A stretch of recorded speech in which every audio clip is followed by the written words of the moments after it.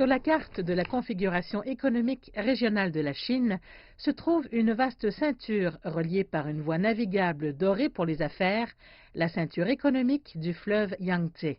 La connectivité par l'eau permet de mieux répartir la technologie, les ressources et les affaires entre l'Est et l'Ouest.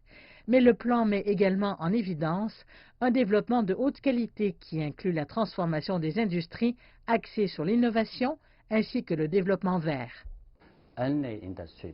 Tout programme industriel devrait avoir un cycle de vie.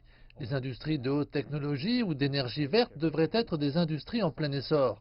Les grandes industries de consommation d'eau et d'énergie devraient être des usines en déclin.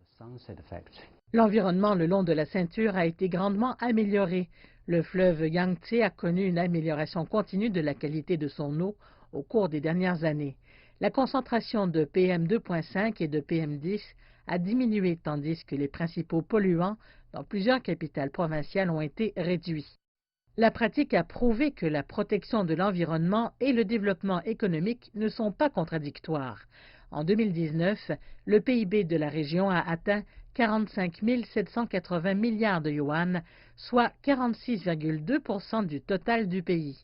Le développement du modèle à long terme demeure une tâche difficile, mais les résultats actuels montrent son potentiel de développement économique sur une voie écologique.